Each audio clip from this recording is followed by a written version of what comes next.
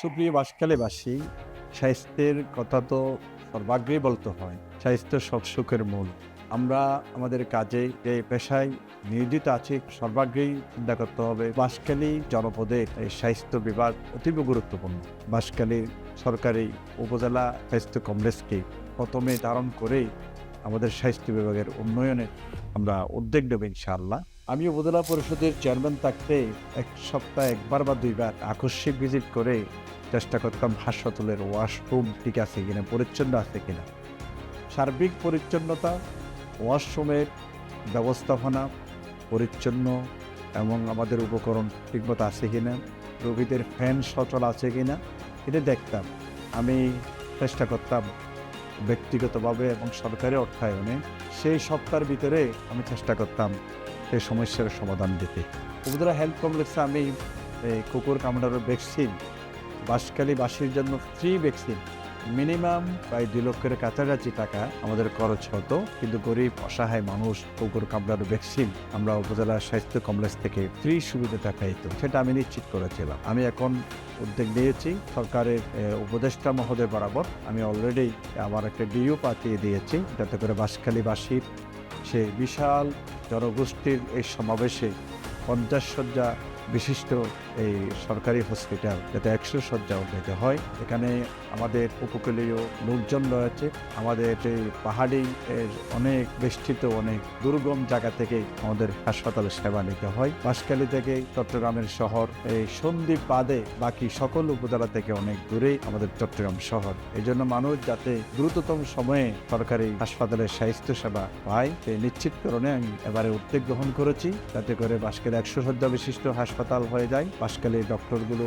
আমরা আবাসিক ব্যবস্থাপনা একটু কাঙ্ক্ষিত মানের হয়, যাতে করে আমরা গভর্নমেন্ট সেই স্বাস্থ্য সেবাটি সুন্দরভাবে মানুষের দরবারে পৌঁছে। আমরা স্বাস্থ্য ক্লিনিকের জন্য বিশেষ করে 3টা ওয়ার্ড মিলে ক্লিনিকের যেটা ব্যবস্থা করেছি, সেই ক্লিনিকের মধ্যে টিকাদান কর্মসূচি, ফ্রি ওষুধ বিতরণ এবং তত্ত্বাবধান ব্যবস্থাপনা, এগুলো আমরা সর্বোচ্চ গুরুত্ব দিয়ে আমরা চেষ্টা করব।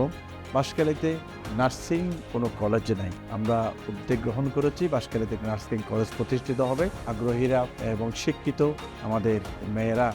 আমাদের মেয়েরা যাতে করে স্বাবলম্বী হওয়ার জন্য একটা নার্সিং ডিপ্লোমা তারা অর্জন করতে পারে, এবং সরকারি বেসরকারি হসপিটালে এবং পরিবারকে সচেতনকরণে এবং নিজের পরিবারকে স্বাবলম্বীকরণে আয় উপার্জনের একটা মাধ্যম হবে।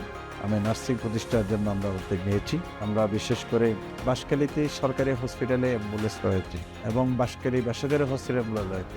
আমরা চেষ্টা করব একটা ফ্রি অ্যাম্বুলেন্স সার্ভিস, যাতে আমরা সাংগঠনিকভাবে ব্যক্তিগতভাবে আমাদের অপরাপর আমার হিতাকাঙ্ক্ষীদের সাথে পরামর্শ এবং সহযোগিতা নিয়ে একটা ফ্রি অ্যাম্বুলেন্স সার্ভিসের ব্যবস্থাপনা করব ইনশাআল্লাহ।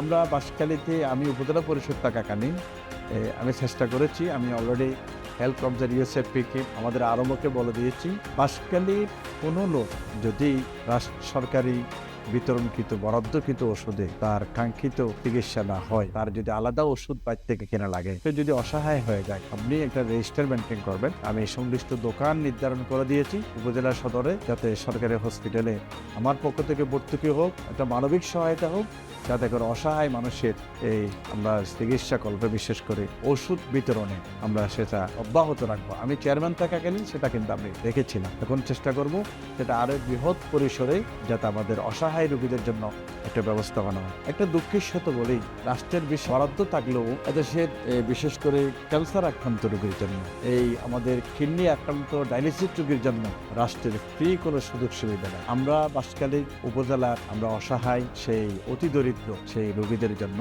আমরা চেষ্টা করব এই মারাত্মক এবং জটিল রোগ আক্রান্ত এই রোগীদের জন্য আলাদা রোগী কল্যাণ তহবিল গঠন করে আমি সরকারি এই হসপিটালের নিয়ন্ত্রণে রেখে আমরা আল্লাহর রহমতে এটা আমাদের এই রোগীদের কল্যাণ একটি ফান্ড গঠন করে ওই অসহায় সেই রোগীদের জন্য আমরা প্রয়োজনীয় চিকিৎসার ফান্ড ব্যবস্থা করব। ফ্রি মেডিকেল এবং ফ্রি ওষুধ এবং ফ্রি আমাদের অ্যাম্বুলেন্স এই সার্ভিস নিশ্চিত করার জন্য আমি উদ্যোগ গ্রহণ করেছি। আল্লাহর রহমতে আপনাদের সাহায্য সহযোগিতা পেলে বাঁশখালীর স্বাস্থ্য সেবা একটি বিপ্লব করাতে আমরা চেষ্টা করবো ইনশাআল্লাহ।